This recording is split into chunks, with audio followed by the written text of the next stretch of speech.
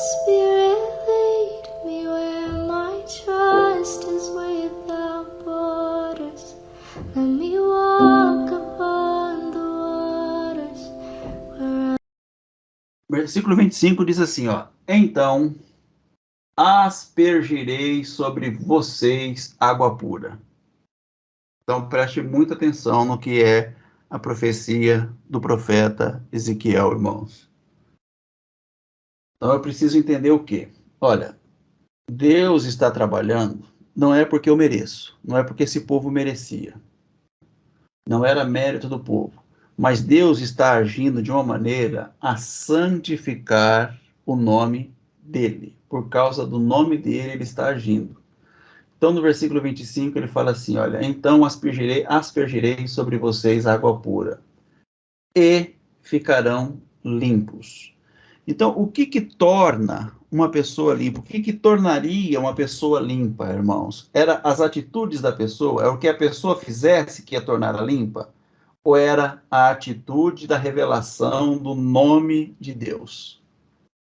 O que que tornaria essa pessoa pura? O que que tornaria essa pessoa limpa? Era o que o nome de Deus estava se revelando, que tornaria ela pura. Não era a ação de alguma pessoa, era a ação do próprio Deus.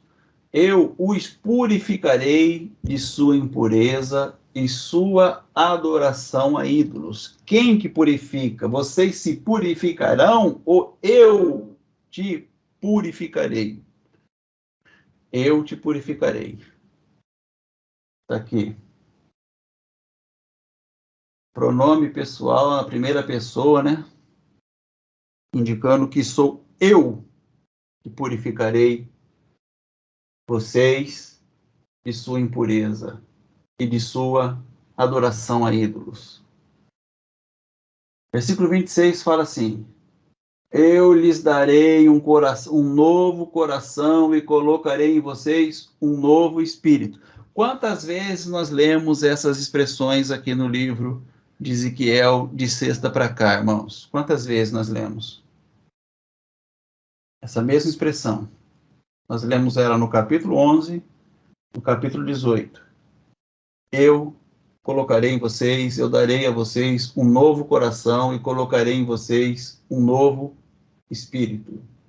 Removerei seu coração de pedra e lhes darei coração de carne.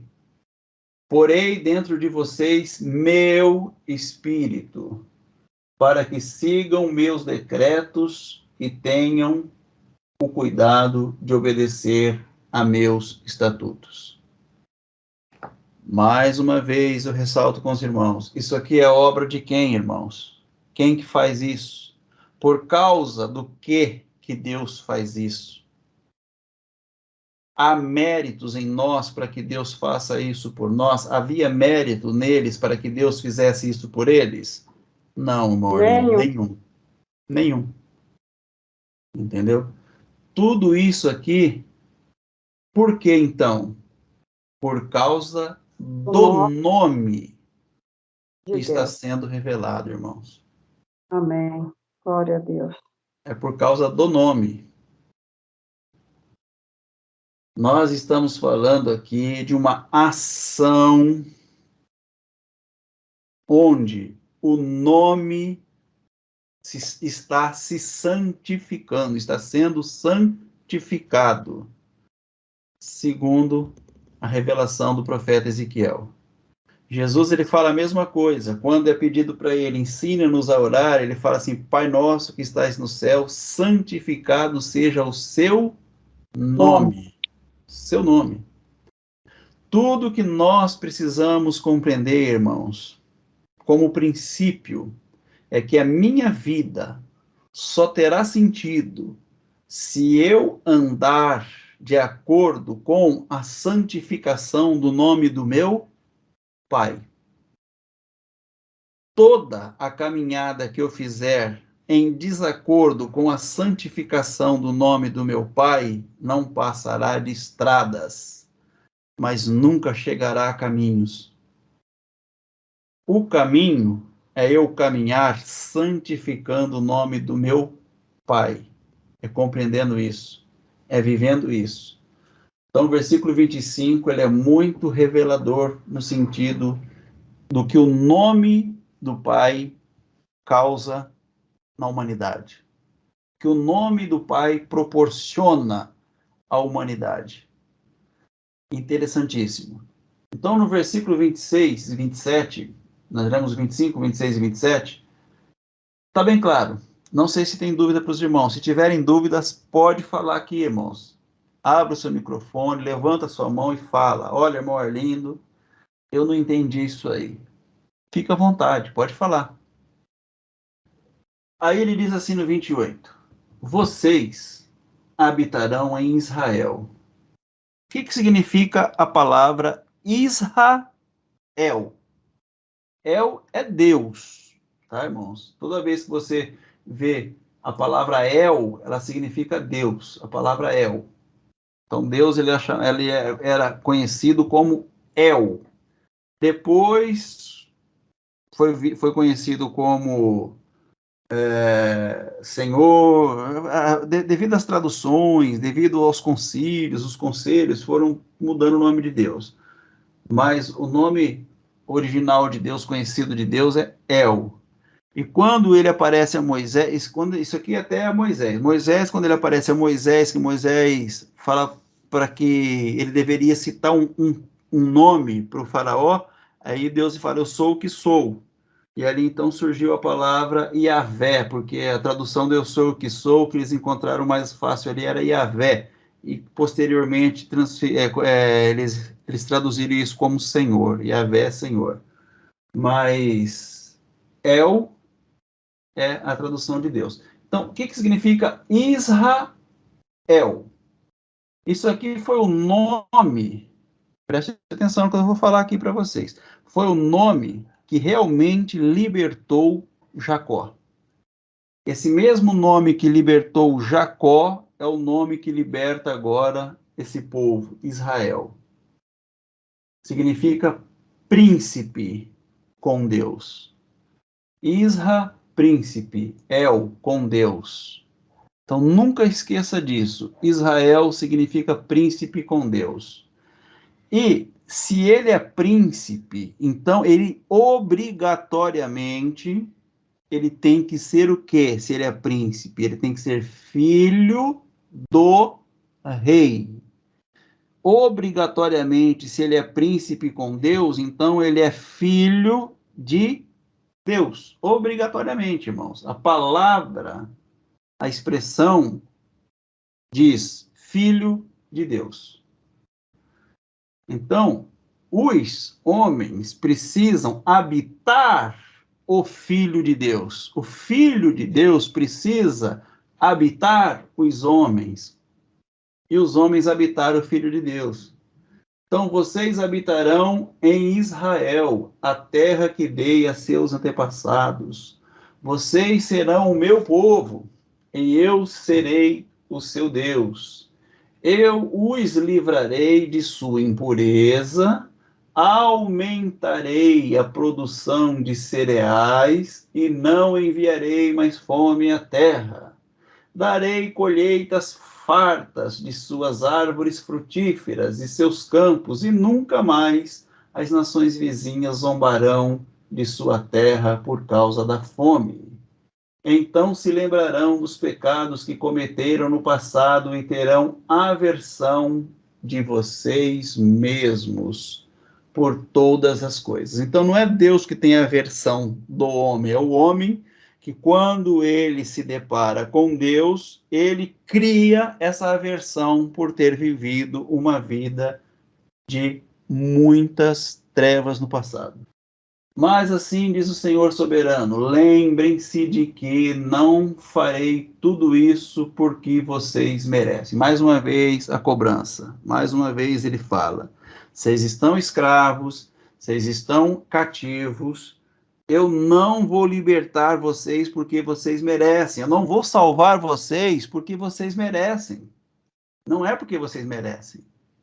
Porque se for colocar na balança por mérito, vocês não têm direito de nada. Não tem direito de nada. Não tem mérito, não há mérito nisso. Assim diz o Senhor. Lembrem-se mais uma vez, né? Não é porque vocês merecem. Ó meu povo de Israel, vocês deveriam se envergonhar profundamente de tudo que fizeram. Não é se gabar do que você fez, não é se fiar no que você faz, mas você deveria se envergonhar do que você faz. E entender que tudo que nós vivemos, irmãos, em relação à vida com Deus, é por causa do nome de Deus, não é por causa que nós merecemos alguma coisa. Não, tudo é por causa do nome de Deus. Versículo 33.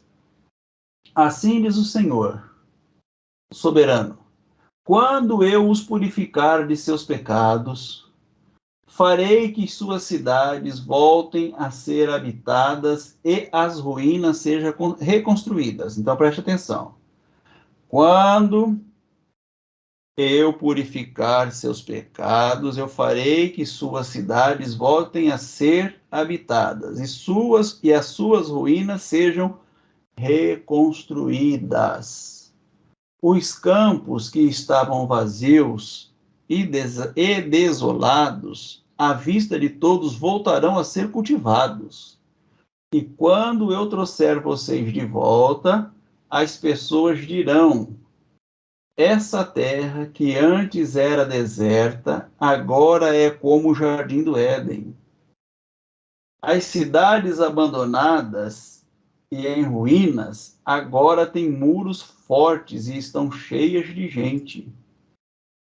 Com isso, as nações vizinhas que restarem saberão que eu, o Senhor, reconstruí as ruínas e replantei onde estava deserto. Pois eu, o Senhor, falei e cumprirei o que prometi. Tá, quando você olha para essa passagem, irmãos, naturalmente, você pensa, poxa, essa terra é uma terra distante. Essa cidade é uma cidade física, não é? Isso que está deserto, essas ruínas aqui, são tudo que está lá fora. Né? Não é que a pessoa já pensa logo nisso? Tudo bem, isso aqui tem uma expressão, irmãos, tem uma expressão onde nós estamos tendo um cunho histórico, uma história contada. Mas isso aqui, ele tem uma revelação de fato espiritual. Essa palavra, ela tem uma revelação que ela fala de mim, essa palavra. Ela fala exatamente de mim, essa palavra. Quando Deus fala assim, olha, e quando eu trouxer vocês de volta, versículo 35, eu vou trazer vocês de volta, porque vocês estão longe, vocês estão escravos, estão afastados, estão tentando se achegar pelos seus méritos. Vocês estão achando porque os méritos de vocês trarão vocês. Não, eu trarei vocês. E quando eu trouxer vocês de volta, igual diz no 35 aqui, as pessoas dirão, aquelas que não estiverem sido trazidas de volta, elas dirão: essa terra que antes era deserta, agora é como o jardim do Éden. Que será? Que terra que é essa, irmãos? Que terra é essa para você? Será que é uma terra lá na Babilônia? Hein? Faria sentido isso aqui para você se fosse uma terra lá na Babilônia? Para mim não faria sentido. Isso aqui só faz sentido se for eu. Se estiver falando de mim. Entendeu? Então, as pessoas virão que eu agora sou uma pessoa como o jardim do Éden. Uma cidade que havia sido abandonada, que estava em ruína, agora essa cidade que estava abandonada, ela tem muros fortes, irmãos, e estão cheias do quê? De gente. Isso aqui faz sentido se for fora de você? Não.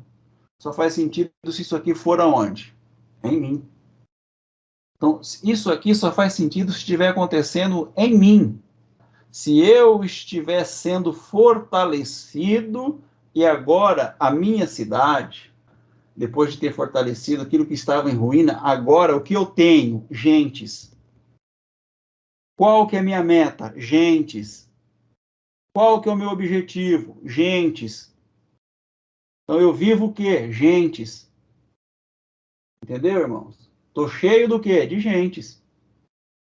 Com isso, as nações vizinhas que restarem saberão que eu. Por que as pessoas que estão por aí não têm visto Deus, irmãos? Porque isso aqui não tem sido compreendido. Uma vez que eu compreenda isso, que eu viva isso, o que acontece? As pessoas saberão que Deus, tá, irmãos, o Senhor, está reconstruindo ruínas e que está replantando onde estava deserto e que está cumprindo o que prometeu. Só assim as pessoas verão o Senhor. As pessoas só verão o Senhor se elas verem através de quem? Dos Israéis, tá? Dos Israel, dos príncipes com Deus. Amém? Estamos 37 agora, estamos acabando. Assim diz o Senhor soberano: estou disposto a ouvir as orações de Israel e a multiplicar o seu povo como um rebanho. Serão numerosos como os rebanhos consagrados que enchem as ruas de Jerusalém na época de suas festas. As cidades que estavam em ruínas voltarão a ficar cheias de gente, e todos saberão que eu sou o Senhor. Por que todos saberão que eu sou o Senhor? Porque eu estou fazendo o que é certo? Não, porque Ele está santificando o nome dEle em mim. Ele está santificando o nome dEle em você. E aquele que olhar para você saberá que Ele é Deus, que Ele é Senhor, que Ele é Pai. Até aqui tudo bem, irmãos? Mas o que havia entre esse povo? Uma desconfiança a respeito de Deus. Esse povo olhava para Deus e dizia: Deus não é bom. Deus não é bom, como nós lemos aqui no capítulo 18 e no capítulo 33. Deus falava: não sou eu que sou assim. E o povo: não, você é assim mesmo, você não é bom. E Deus falando com eles: não sou eu que não sou bom, vocês que não estão entendendo. Não, o senhor não é bom. Se o senhor fosse bom, isso não acontecia. E Deus falando: isso aqui não é culpa minha, é culpa de vocês. E eles diziam: Deus não é bom. E Deus fala: não, vocês não estão compreendendo. Então o que acontece? Esse povo estava morto. É um povo que não tinha o entendimento, era um povo morto. Esse povo precisava ser o quê? Revigorado, revitalizado. Esse povo precisava renascer de novo. Esse povo estava como um cemitério, morto. Por isso, entra agora o vale de ossos secos. Take me deeper than my feet could ever wander, and my faith would be made stronger in the presence of my Savior. Speak